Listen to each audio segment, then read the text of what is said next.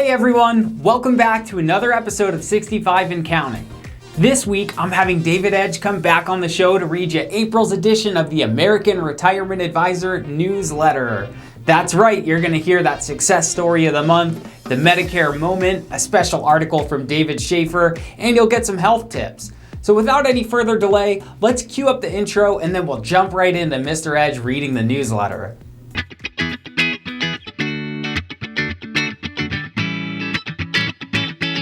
Hello, happy people, and welcome back to another episode of 65 and Counting. I'm your host, Adam Fry. I'm a certified Medicare planner, and I'm here to ask the important questions that you want answered by industry professionals. This show is for everyone and anyone coming up on that important milestone of 65 years old. That means retirement, it means Medicare eligibility, or it means that you're just plain interested in the world of retirement planning. Whatever it is, on this show, you'll hear from the people that know it best. Hi folks, welcome to the reading of the American Retirement Advisor newsletter for April 2021. This is volume 21, issue 4. And on the front page, we have an article by David P. Schaefer. How to get to a yes. I like happy stories. The ones where the hero or heroine wins the day. The kind of stories that make you feel good or make you think. I can do that too. Giving clients a yes answer gives me the same feel-good feeling as those stories. We are in the yes business. This is contrary to the majority of what other folks experience in many business establishments these days. Do you have this shirt in blue? No. Can you make this without raw onion? No. Can I receive this in time for my wife's birthday next week? No. How about at work? You work long and hard on a proposal or product idea only to get a no after presenting it. Even the voice in your head changes sides when you want another helping of ice cream. The voice in my head says yes, but that's a whole nother story. Personally, I really don't like to hear the no word. It implies that you've given up. You won't or don't have time to even find a solution for me. My needs are not important to you. As we grew up, we heard the word no a lot from our parents, mostly because they were protecting us from something. And sometimes that no was final. Then when we gathered enough courage to ask why, we were again shut down with, because I said so.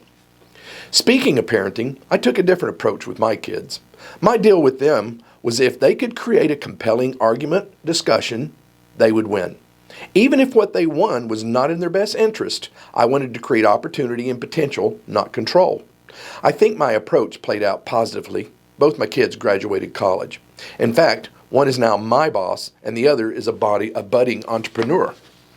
So how do you get to a yes? The smarty pants answer is to add a K and a W to the word N-O and transform it into K-N-O-W. Need more? Well, consider this. Most of the time, the word no is a blocker or a time saver. Folks need to know why yes is a more appropriate answer. Sometimes just a few minutes and a little give and take conversation is all that's needed for a favorable outcome for both sides. I'm proud that my theory of listening and treating folks with respect was the correct approach to raising my kids.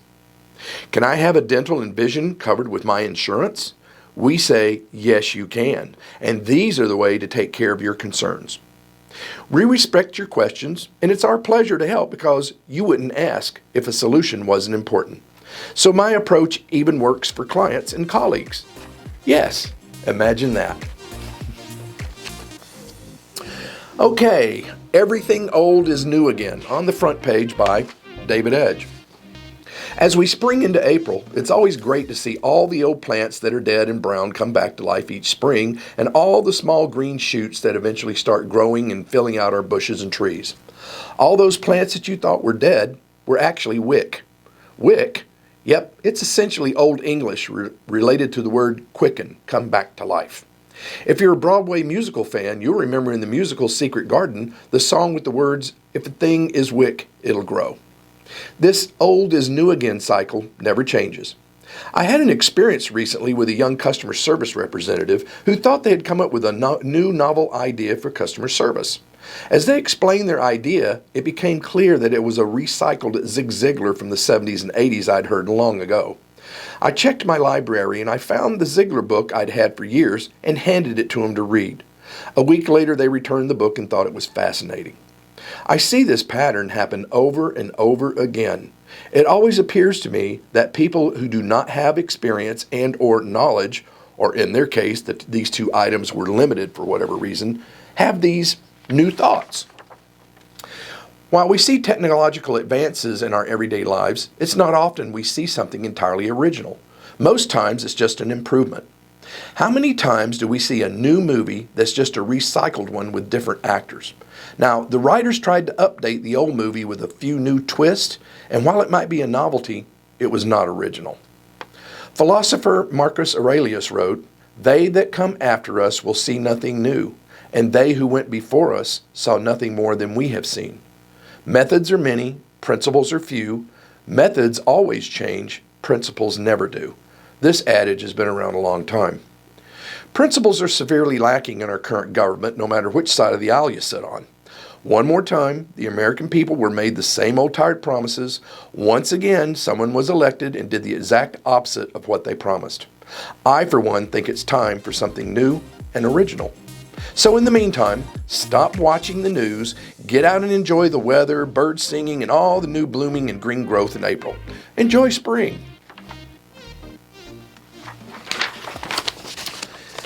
Okay, our safety and health article this month by Sharon Colbert Groves is, "Got my COVID shot, now what?" You may feel you've won the lottery if you've received your first or second shot. As of mid-March, nearly 40 million Americans have received at least one dose. However, there are things to know about life after the vaccine. It may look a lot like it did before the vaccine. According to the CDC, you may experience some side effects. These could include the injection site pain. Gently massaging that area before going to bed helps a lot. There could be swelling and redness at the injection area are commonly experienced after the first dose. After the second dose, side effects included headaches, fatigue, chills, and muscle pain. These usually last only 2 to 3 days afterward. This is a sign that the vaccine is working. The flu's vaccine typically produces these same side effects as well. The CDC still recommends we keep wearing a mask after we've received the vaccine, as well as social distancing and frequently washing our hands. This is because even after being fully vaccinated, we're not off the hook. Why not, you may ask? Moderna and Pfizer provide up to 95% effectiveness after both doses. But remember, everyone's immune system is different. Scientists believe the Pfizer vaccine reaches its full effectiveness 7 days after the second dose. Moderna takes about 14 days. The vaccines do not shield you from the virus. It teaches your body to fight the virus and keeps you from becoming chronically sick. The CDC says we can still be asymptomatic but spread it to others. There are no reports that tell us how long the immunity lasts after our vaccine. We just don't know, and it can still evolve. There is a possibility we all may need boosters from time to time. But then again, that's what happens every year when we get our annual flu shots. Anyone flying? Most of us have been grounded since last March. Many are eager to resume air travel for various reasons. Doctors are still suggesting people wait a few weeks after vaccination before getting on a plane. If you fly out of the country, a recent COVID-19 test is required before returning to the U.S. You'll have to show test results, which shouldn't be more than 3 days old, before boarding. This mandate applies to both vaccinated and unvaccinated travelers, and quarantining is still necessary because scientists think you may be able to spread COVID-19 even if you've been vaccinated. Proof of vaccination may eventually be required by some airlines, so if you're vaccinated, make sure you keep your vaccination card in a safe place. The world seems to have more hope now that with all these precautions and more people getting vaccinated, the virus should be less communicable and less likely to spread. So until the next time, stay safe and be well and take care. Thanks, Sharon. That was very informative. Why Am I Me? The Small Stuff by David Edge. Do you find that we seem to be getting aggravated more and more often these days? The current lingo is that you're triggered. It also seems that common sense is in very short supply. But how you handle getting annoyed or angry makes you, you.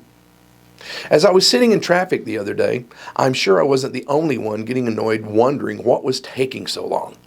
As the traffic inched forward and I finally saw that the problem was just another wreck between two drivers.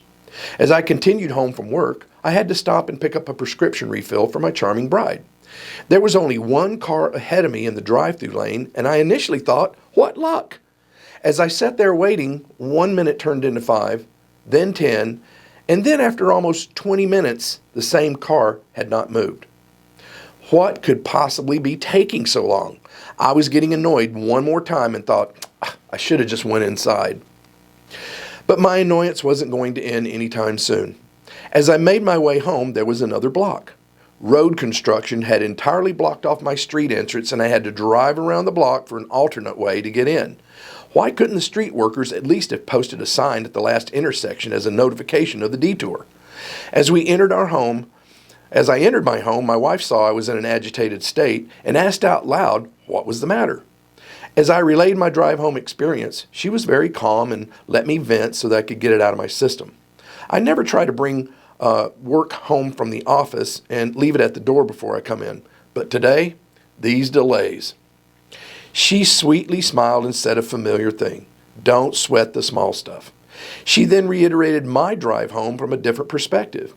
You weren't involved in an accident, were you? Thank goodness we have a neighborhood pharmacy and you don't have to drive 30, 40 miles to a drugstore. And at least you have a job to come home from. Looking at my drive home from her perspective suddenly didn't sound so bad. I then remembered a line from the book, Don't Sweat the Small Stuff, that said, anything that happens in our lives has the potential to be as big or as small as we decide to make it. We forget that life isn't as bad as we're making it out to be. We also forget that when we're blowing things out of proportion, we're the ones doing the blowing. How you handle stuff, big or small, makes you, you.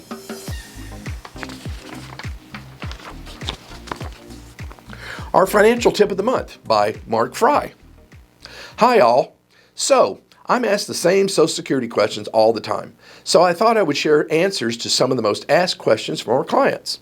Question: how much do I have to earn to stop contributing to Social Security in a single year as an individual? Answer: $142,800 in 2021. Question: how much am I allowed to earn at work before I reach my full retirement age and not be penalized? Answer: for 2021, that limit is $18,960. In the year you reach full retirement, Social Security will deduct $1 in benefits for every 2 you earn above a different limit. Question: what is the required minimum distribution amount you must begin taking out of my IRA or 401k? Answer: if you became 70 and a half prior to 2019, you must take out in the year you turned 70 and a half at 3.65% of the December 31st previous year balance of all your retirement accounts. If you did not turn 70 and a half prior to 2019, you must begin taking distributions from your retirement accounts by age 72. That distribution must be 3.91% of the December 31st previous year balance of all your retirement accounts. Question: I heard that I can request from Social Security a lump sum check when I start my benefits. Answer: yes, they can backdate your benefits and provide up to 6 months in a lump sum payment. If you have more questions that you would like answered, please feel free to take advantage of our online Social Security workshop offered once a month. The dates are on the back of this newsletter. Need answers quicker and don't want to sit on hold with the Social Security office for 2 hours? Just call and schedule an appointment with one of our advisors. Of course, there is no charge. Medicare at Work: Making Medicare Guidance and Transition 1, 2, 3 Easy at Work by Laura Lee Drummond. April is the perfect time to begin readying garden areas for new blooms and plantings. With proper timing and preparation, you will have hardy blooms or crops by the summer. Should you be thinking about retiring by summer, our certified Medicare planners would like to meet with you now to help you begin preparing for your transition. Timing is important here too. Many people plan for retirement without realizing that planning their healthcare transition to Medicare needs to be included in their overall plan to initiate their retirement successfully. Where will you retire? Will your retirement plan include travel? Do you have a chronic medical condition to manage? Is keeping your current doctor important to your care? Do you need help finding a prescription drug plan to manage cost? Do you need a plan that covers some dental and vision benefits? Or how about continuing your Mayo Care relationship? Our team can help you review your current group plan cost and coverage and show you how Medicare plans to transition to so that you can continue coverage similar to your group plan. We can show you all the carriers' plans in your area and help you create a glide path. Do you know of a human resource professional who would enjoy the partnership of a team of Medicare transition specialists to help their retiring employees? How about sharing their contact information with me? We're here to help guide employees and employers in clearing up the confusion of Medicare. Try Laura at clicktma.com. We have our Medicare moment by Tammy Simler this month. Medicare's dirty little insolvency secret that no one is talking about. The projection is that Medicare is set to become insolvent at some point between 2024 and 2026. No one's talking about that, not even the White House. There are currently 62.8 million Americans that depend on Medicare to cover their health care costs. Medicare Part A benefits are paid by the Medicare Hospital Insurance Trust Fund, which is mostly funded by payroll taxes. Medicare Part B and D's funding comes from monthly premiums you pay and some general tax revenue. The trust fund suffered a severe blow due to COVID-19. With so many Americans out of work due to the pandemic, payroll tax revenue dropped significantly. On top of that, the CARES Act zapped $60 billion from the fund to help hospitals during the pandemic. The Part A trust fund is in real danger of becoming insolvent in the near future if measures are not taken to stop the bleeding and increase the funding. This isn't the first time in history that the trust fund has been in danger of running out of money. It has been an ongoing battle since Medicare began in 1965. Legislative and regulatory changes have ensured that the fund has never actually been diminished. Several Medicare analysts, even those outside of our government like the Commonwealth Fund, have created proposals to fix the problem. The bottom line is that we need an additional $700 billion to fund it through 2036. Some of the proposals include raising Medicare payroll taxes gradually over the next 10 years from 1.45% to 1.95% for both employers and employees. Raising the Affordable Care Act high-income taxpayer tax from 3.8% to 4% and redirecting monies from the net investment income tax into Part A trust fund instead of it continuing to go into the government's general account. Other proposals include spending cuts, such as allowing Medicare to negotiate lower drug pricing with Big Pharma, something they aren't allowed to do now, as well as addressing overpayments to Medicare Advantage plans.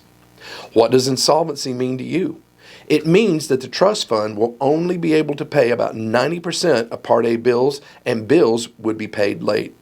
It also means that hospitals and physicians may also receive lower payments, which could limit access to services for Medicare beneficiaries. President Biden did not address this during his campaign, and he has not addressed it since he took office. Experts say this is the closest we have come to the trust fund being empty. Why this isn't being talked about by the White House is unknown, but what we know for sure is something has to be done, and it has to be done soon. My advice? Start talking about it. Call your senators and your representatives and demand that this become a conversation. My Nana always said, the squeaky wheel gets the grease. Thank you, Tammy. That was a great article this month. The Success Story of the Month by David Edge. Dad. Christine was an only child, and now that her dad was getting on in years, she wanted him to move closer to her and the grandkids. In fact, they had a bedroom with its own bathroom and closet at their new home, which is one reason why she and her husband bought the house. This room would be for Dad. Dad was delighted to move and be closer to the kids and great-grandkids who adored their pops. He loved spending time with them, teaching them long-forgotten board games. Christine's other main concern was health care for Dad as she played the what-if game in her head. At 87, he wasn't getting any younger, even though currently he was in good health at his age. She had just turned 65 and had gone through the process of getting Medicare and researching plans. She knew exactly who to call for help in researching a health plan for Dad: American Retirement Advisors. As I answered her call, I asked the same question I do several times a day. How can we help? After explaining her situation, she volunteered Dad's prescription medications and what health care concerns she had. At 87 years old, a Medicare supplement would be awfully expensive, so she asked for help in selecting an all-inclusive Medicare Advantage plan. In seeing her address, we immediately saw that there was an Advantage plan that offered multiple medical services all in one place that was literally a few blocks away. Plan convenience included a primary care doctor, specialists, optical, hearing, urgent care, and even a drugstore in the lobby to fill prescriptions on the way out if the doctor wrote Dad a new script. Not only that, the plan offered dental and a $200 allowance toward new glasses each year. The plan also included an allowance toward hearing aids. All of the local hospitals were on the plan's network. Christine was pleased that she was able to find the exact answer for a health plan for Dad in one phone call. "You made this so easy," she exclaimed. The Advantage plan also covered the 6 maintenance medications that Dad took daily, and they all had 0 copays. As we were ending the call, I could hear the kids in the background laughing about the new board game Pops had taught them, Chinese checkers. As I hung up the phone, I tried to remember the last time I played that game myself. Got a question? Call us. We can help. Wow, what a great episode. Once again, I love hearing Mr. Edge read that newsletter. So as always, there's going to be links in the description of the episode on where you can find us, how you can contact me or sign up for a workshop or anything like that. But you don't forget to like this video, share it with all your friends, and follow our page. But most importantly, have a great week.